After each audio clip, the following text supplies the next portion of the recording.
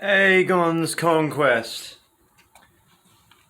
The maesters of the Citadel who kept the histories of Westeros have used Aegon's Conquest as their touchstone for the past 300 years. Births, deaths, battles, and other events are dated either AC, after the conquest, or BC, before the conquest. True scholars know that such dating is far from precise. Aegon Targaryen's conquest of the Seven Kingdoms did not take place in a single day. More than 200 years passed between Aegon's landing and his Old Town coronation, and even the conquest remained incomplete, since Dorne remained unsubdued. Sporadic attempts to bring the Dornishmen into the realm continued all through King Aegon's reign, and well into the regions of his sons, making it impossible to fix a precise end date for the wars of conquest. Even the start date is a matter of some misconception. Many assume, wrongly, that the reign of King Aegon I Targaryen began on the day he landed at the mouth of the Blackwater Rush, beneath the three hills where the cities of King's Landing would eventually stand. Not so. The day of Aegon's landing was celebrated by the king and his descendants, but the conqueror actually dated the start of his reign from the day he was crowned and anointed in the starry sept of Old Town by the High Septon of the Faith. This coronation took place 2 years after Aegon's landing, well after all three of the major battles of the Wars of Conquest had been fought and won. Thus it can be seen that most of Aegon's actual conquering took place from 2-1 BC, before the conquest.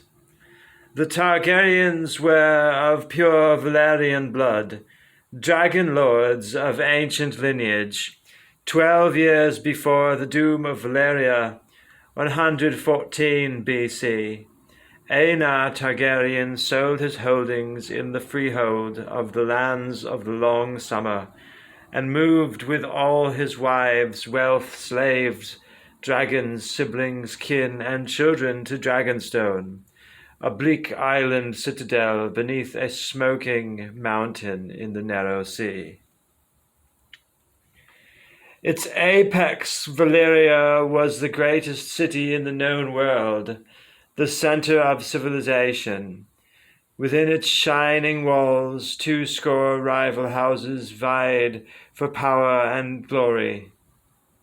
In court and council, rising and falling in an endless, subtle, oft savage struggle for dominance. The Targaryens were far from Dragonstone as an act of surrender, as cowardice. The Targaryens were far from the most powerful of the Dragon Lords, and their rivals saw their flight to Dragonstone as an act of surrender, as cowardice. But Lord Aenar's maiden daughter Daenys, known forever afterward as Daenys the Dreamer, had foreseen the destruction of Valyria by fire, and when the doom came 12 years later, the Targaryens were the only dragon lords to survive. Dragonstone had been the westernmost outpost of Valyrian power for 2 centuries. Its location athwart the gullet gave its lords a stranglehold on Blackwater Bay, and enabled both the Targaryens and their close allies, the Valyrians of Driftmark, a lesser house of Valyrian descent, to fill their coffers off the passing trade, Valerian ships, along with those of another isled Valerian house, the Celtgars of Claw Isle, dominated the middle reaches of the narrow sea, whilst the Targaryens ruled the skies with their dragons.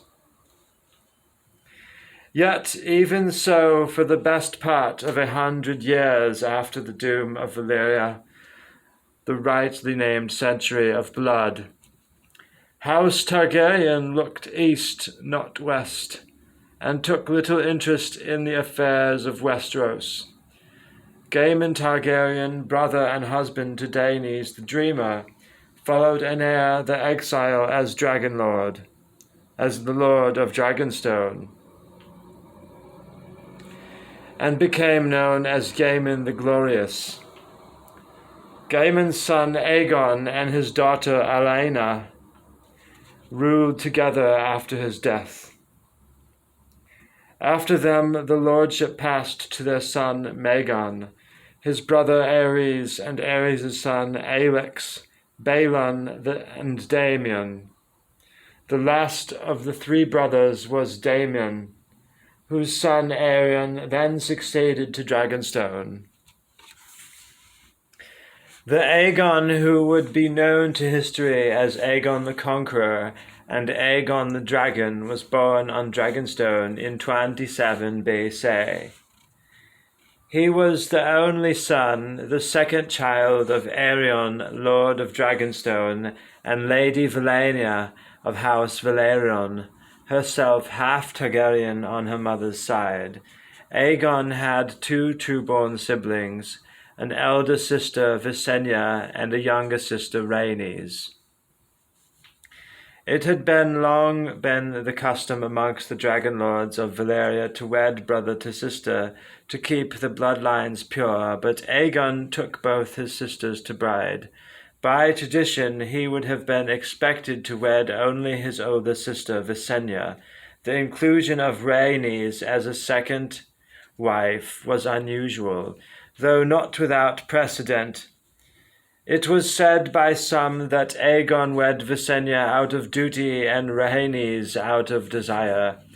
All three siblings had shown themselves to be dragon lords before the wed. Of the 5 dragons who had flown with Aenar the Exile from Valyria, only one survived to Aegon's day, the great beast called Balerion, the Black Dread.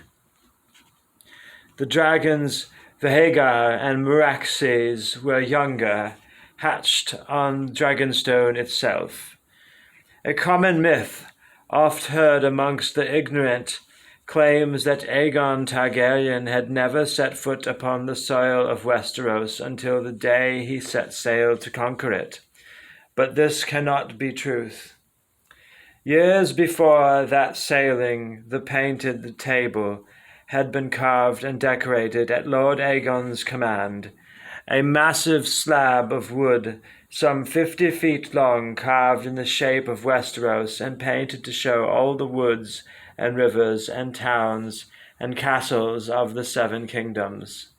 Plainly, Aegon's interest in Westeros long predates the events that drove him to war. As well, there are reliable reports of Aegon and his sister Visenya visiting the citadel of Oldtown in their youth, and hawking on the arbour as guests of Lord Redwyne. He may have visited Lannisport as well. Accounts differ.